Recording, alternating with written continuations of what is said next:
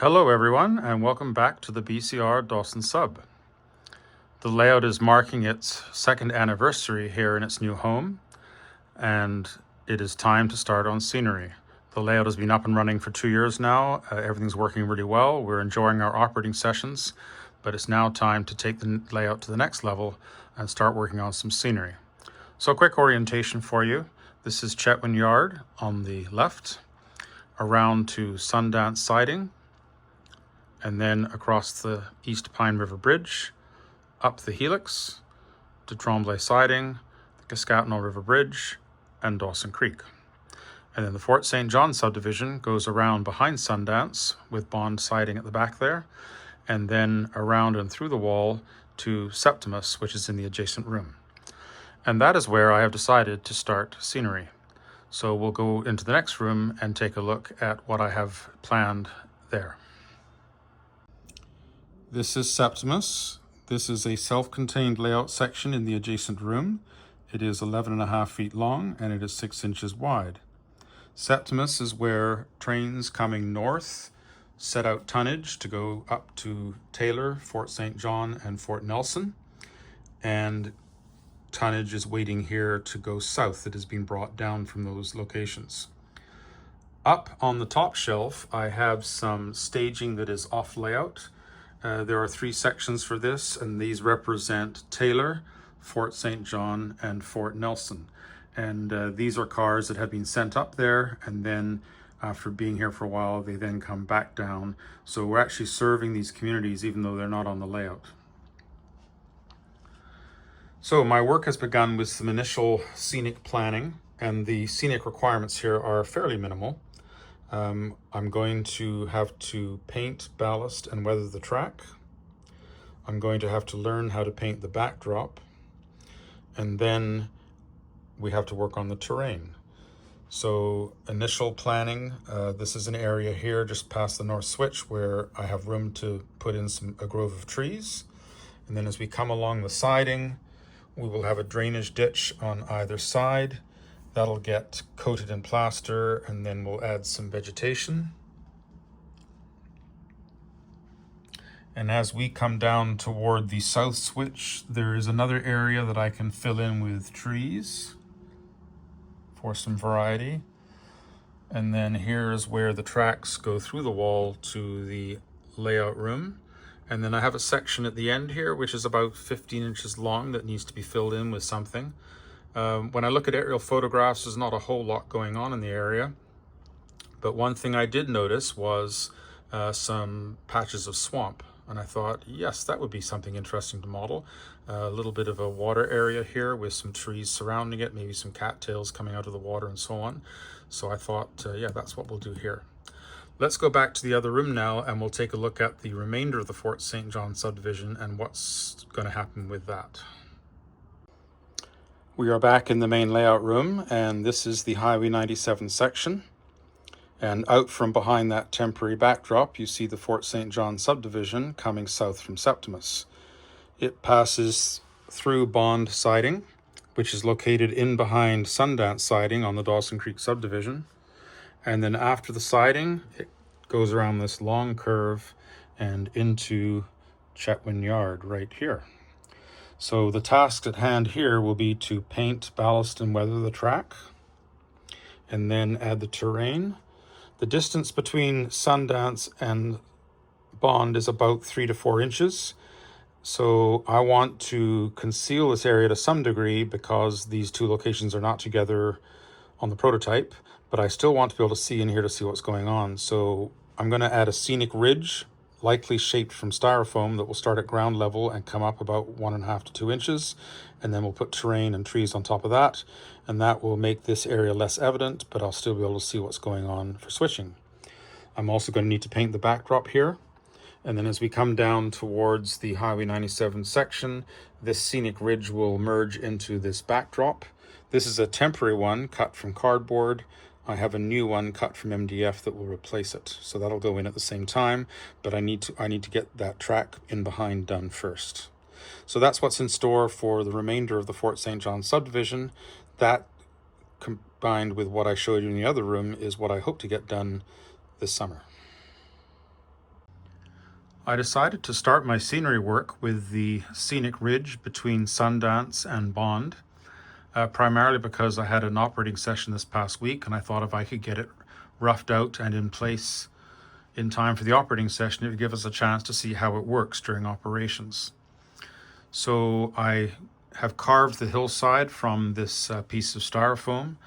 I started at this end using a hot wire cutter, and that did not go all that well. I learned that that type of cutter is probably not designed for this type of styrofoam. I then switched to a utility knife, and that went a lot better. I've also positioned some ready-made trees on top of the Scenic Ridge to get an idea of what this will look like when it's scenic and forested. Sundance siding is on a hillside above the Pine River, and so the hillside goes up on the other side of the tracks there. So it works as a perfect divider for separating the Sundance siding, which is on the Dawson Creek subdivision, from Bond, which is on the Fort St. John subdivision. These two locations are not next to each other, so I need to provide some visual separation. So if we can operate a train through here, you can see what it's going to look like when the trees are eventually on the top of the Scenic Ridge. And I've positioned the camera at eye level, so this is the view you would get if you were standing in front of the layout about a foot away. So we can still see the train, but this area is going to be a little less obvious to the eye when we're looking at the layout. One reason for going with styrofoam is that I want to be able to have some lift-out sections in front of the two turnouts for Bond siding. If I have any trackage issues or derailments, that's likely where they're going to be. So I can section the styrofoam and have a lift-out section that will lie flat on the sub-road bed. This piece of styrofoam also had a very nice straight edge at the back, which I can put up against Bond siding there. So I'm going to put a coat of plaster on this, and then we'll start adding some ground cover and trees. Okay, I'm ready to start track painting. In preparation for this process, I have masked off the backdrop and the fascia with newspaper. I've also done some specific masking on the turnouts. I've masked the throw bar.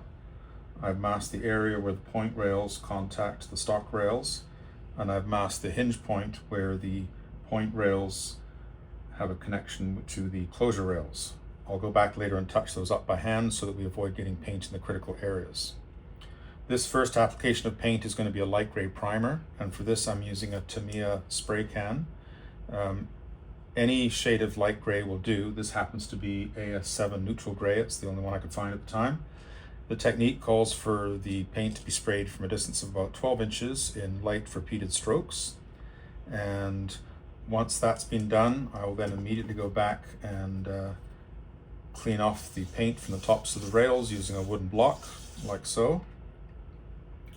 And because I'm painting in a confined area and I'm painting the track in place, I'm going to wear a respirator just to protect myself a little bit. I will record a little bit of footage of me painting, but I won't be able to speak because I'll be wearing the respirator. So we'll get this process underway, and then we'll take a look at what it looks like when it's finished.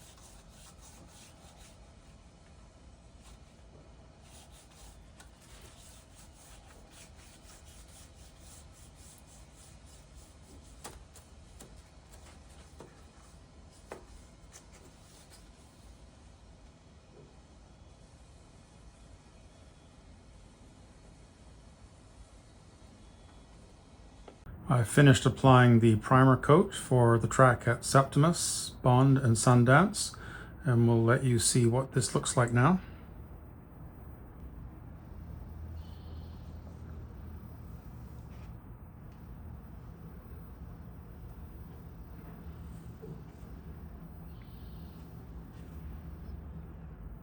You'll notice this is not a heavy coat, it's just enough to provide something for the next layer of paint to adhere to, and perhaps some of the gray will show through from time to time. So we're going to move on with application of the next color. I decided to go ahead and paint the Dawson Creek subdivision main line as well. This was motivated primarily by the scarcity of paint. The Tamiya spray paints are no longer available in Canada, and I have a very little amount of the Flowcool paint left.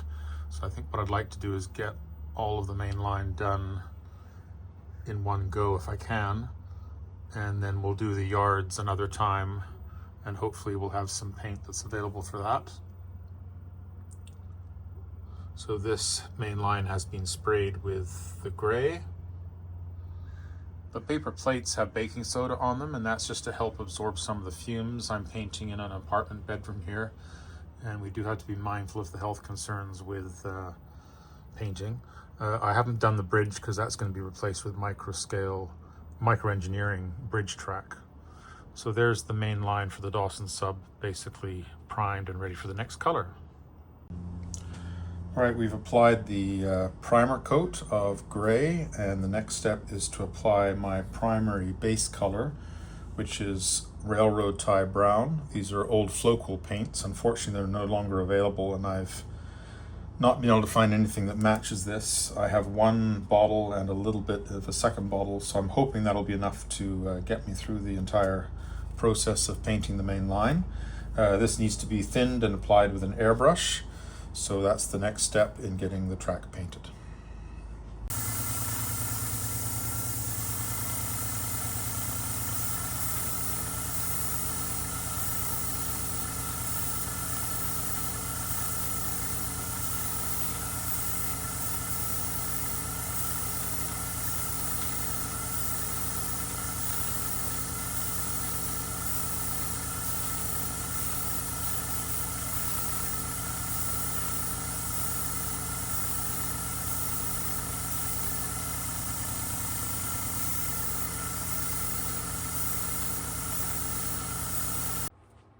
After spray painting the track railroad tie brown, I've let that paint set up and harden for a few days, a week actually.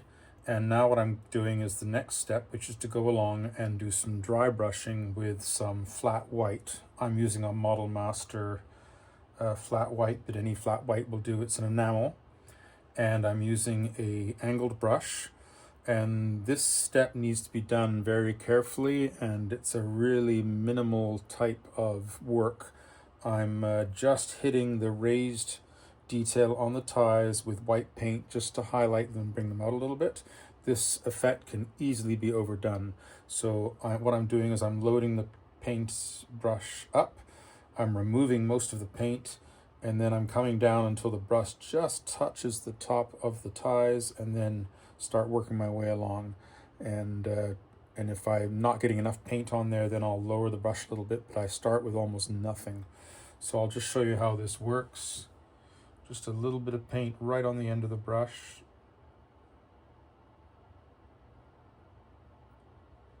And then using this piece of card, I'm going to remove most of the paint, so I don't want it flowing anywhere.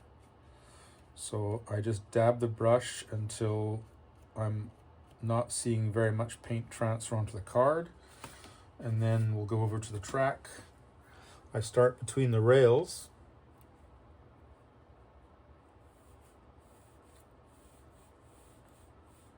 and I'm just going along the tops until I see the raised detail on the ties starting to pick up some of this white paint.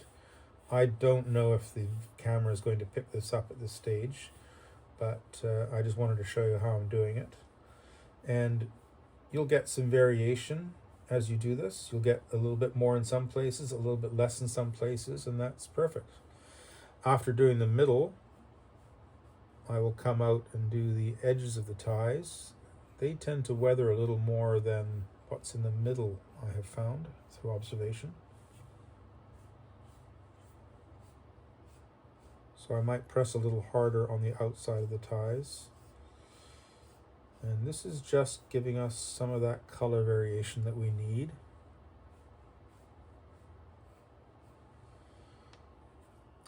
So I'm going to do this with all the track that I painted, and then the next step after that will be a black wash, which will tone this down a little bit. So if it's too heavy in areas, the black wash can tone it down. So I'm going to continue on now and getting the rest of the main line done with the white dry brushing. The next step in my process of painting track is a black wash. Now all of the paint I'm using on the track is enamel or oil based, except for this step. Here I'm using an acrylic wash, and that is so that I don't disturb the paint that's already there. If I was using an oil-based paint as a wash, I'd have to use thinner to thin it, and that could alter the paint that I've already got on the track. So this will be a water-based paint wash. I'm using a Vallejo model color black, and that means we're using water to thin it with. So I've got some water, I've got my paint, and this step is very similar to the white dry brushing that preceded it, in that this needs to be a very subtle application. I don't want to overdo this.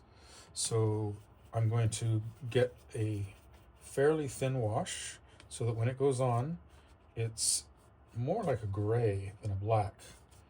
So that right now this is far too black.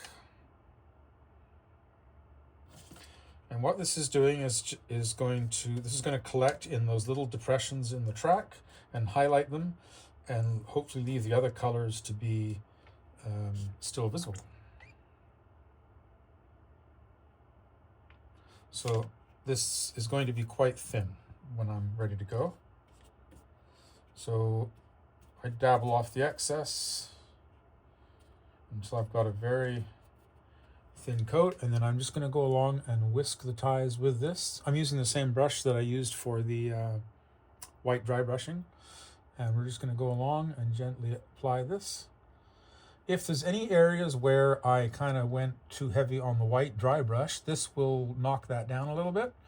And if I get to a section of track where I really like what I'm seeing so far, then I may really back off on the black wash or not do it at all. And then of course we're going to get the outside of the ties as well. Always making sure that I remove most of the paint. What we really just want is the black water to go on the ties. So I'll continue with this step and get this done, and then we're going to move on to painting the rails. I'm now painting the rails, and to do this I'm using a #1 brush. I tried it with a 0 and I just wasn't getting sufficient paint flow, so I moved up to #1 brush, and I'm applying Floqual Rail Brown. I do suggest an enamel paint so you get better adhesion to the rails, although there is already a coat of paint on the rails from my initial spray of the Railroad Tie Brown, but this is the paint I'm using. And basically I just put some on the brush, and I start by painting the back side of the rails, and I'm using that groove in the side of the rail just to keep the brush going along the rail, and these little nubs that hold the rail down onto the ties, that also helps keep the paintbrush off the ties. I will get a lot of paint on top of the rail, and once I have painted the back side and the front side of the rails, then I will very quickly come along and clean the tops of the rails off with the track cleaning block, and that's to make sure the paint comes off straight away. I actually start with a wood block to get as much off as I can with that, because it's non-abrasive. Then anything that's still remaining I use the track cleaning block for. Very difficult at times to see the back side of the rail, so what I will do is I will paint those by feel, so just having the paintbrush at the back and putting that paintbrush in the groove. But what I'm going to do later on is I'm going to come along with a mirror and just check to make sure that I've actually got paint all the way along there. And if there's any spots I've missed, then I will hold the mirror there and go back in with the brush and paint them. I did try painting the back side of the rails using the mirror as my reference, and it was just a little confusing. So I ended up doing it by feel instead. I use 2 pins to keep track of the section of track that I'm currently working on, and I try not to make that section too long, because that paint will start to harden up on the tops of the rails, and we've got 4 sides of the rails to do. So I keep this down to about 6 to 9 inches, and once it's finished and I've cleaned the track, then I move on to the next section. I should also talk quickly about turnouts, There's a few more rails to paint here. There are also some areas where we do not want paint. We have to be very careful about this hinge point here between the frog and these are the closure rails. And then we also want to make sure we don't have paint inside here where the point rails touch the stock rails. So those are two areas where we want to keep paint out of. And I'll just go a little more carefully and take more time to make sure that we're controlling exactly where the paint goes when it comes to the turnouts. And then once we're done, we just want to check to make sure that they're still movable and nothing's gotten stuck due to paint. So that's the business of painting the rails. So this is going to take a while, and I don't want to rush it, so we'll just bash away at it, do a little bit each day. And when that's done, the next step after that will be the tie plates. So we'll come back and show you how that's done later on. I have finished painting the rails for the mainline trackage. That process took about 2 weeks. Of course, we're doing 4 sides for every length of track. And now I've been working on a representation of the tie plates. Most model flex track will have retaining nubs on either side of the base of the rail to hold the rail down onto the bed of ties, and I'm just hitting that with a small brush and some rust-colored paint to highlight that. I find the effect is quite worthwhile. You can see the back, the siding track here at Tremblay has already been done, and I'm currently working on the main line, so you can see the difference perhaps on the camera. The brush I'm using is a number 5/0. Where are we here? There it is, 5/0. And I'm using rust-colored paint. So I'll just do a little demo here for you because I normally wear a respirator when I'm doing this work, and I can't talk very well on the video when I'm doing that. I've already done the back side of the rail. So I just load the paintbrush up.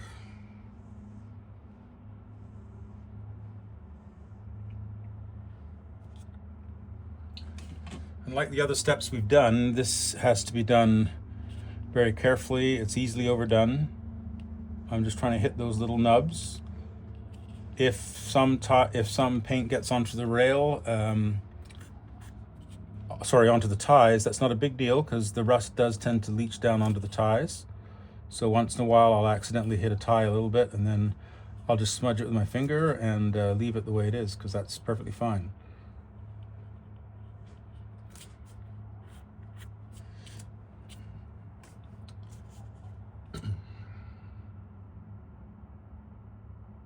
This is a detail that really stood out to me when I was observing prototype track, and I wanted to try and capture it to some degree on my layout. And after the railroad tie brown and the grimy black, this orange rust color is a very interesting highlight, but because it's orange, we do have to be careful not to overdo it. So there we go.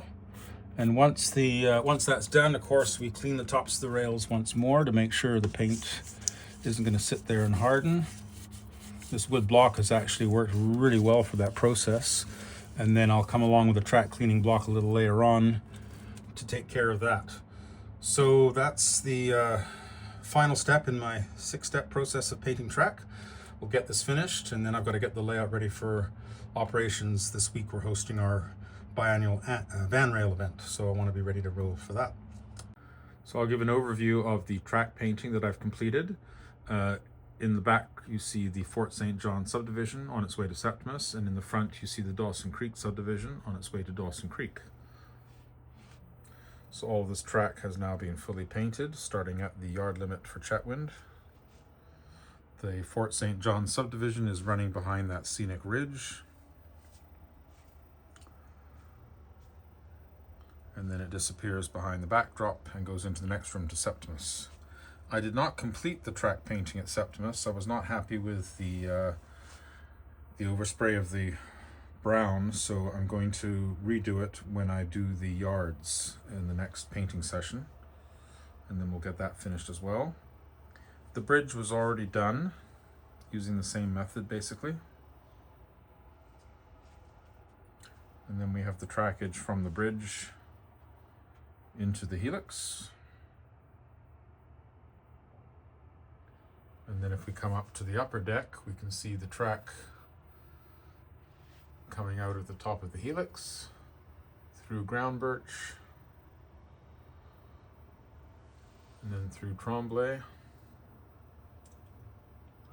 Now the track painting doesn't stand out all that well at the moment because the track bed underneath is the same overspray of gray and brown. I think once I've ballasted and that lighter ballast color is down in between the ties, then I think the painting will stand out quite a bit better. We'll see what happens when we get the ballast on the track. When we come to the Cascatino River Bridge, this is temporary trackage, so I didn't bother painting it because it's going to get replaced.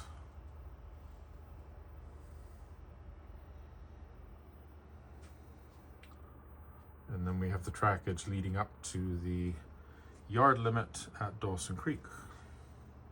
So all of that has been fully painted, and the next painting session I will do the yards in Chetwynd and Dawson Creek, and I will also redo the trackage in the next room in Septimus. Here's a close-up of the painted track. At present this is seen against the track bed, which has the same grey primer and brown spray, but once I've applied the light grey ballast, the paintwork should be more prominent. This photograph shows the first test train over the newly painted track, and it's en route from Chetwynd to Dawson Creek, and this was to ensure that I did not have any issues operating over the track after it had been painted. And this is a view of the train during its return journey from Dawson Creek to Chetwynd. And this is another view of the train about to descend the helix to the lower deck. And so then it was time to host my operating session for VanRail 2025. This is a biannual Ops Weekend event held in the Vancouver area. And here we see RS10 number 584 switching the yard at Chetwynd. My guests included Dick and Paul from California. Here Paul is receiving his MBS clearance from Dick, and my friend Nolan is assisting Dick in the dispatch office. Work Extra 570 is seen passing through Tremblay en route to some rail relay work between Progress and Cascatino. I try to include at least one work train in each session just to increase the traffic and the jobs for operators. My other guests were Ken from Port Alberni and Cal from Saskatoon. They are seen here switching the yards at Chetwynd and Dawson Creek. Extra 607 East is crossing the Pine River Bridge en route to Dawson Creek. And this photograph shows the westbound Dawson Creek switcher passing through Tremblay on its way back to Chetwynd. I would like to thank my friend Kyle, who very kindly loaned his airbrush and compressor so that I could paint my track. I'd also like to thank my friends Michael and Nolan, who assisted as home crew during my operating session for VanRail. Thank you for watching, and I hope to be back with another update in the fall, and hopefully I will have some initial scenery progress to share with you. Until then, peace be with you.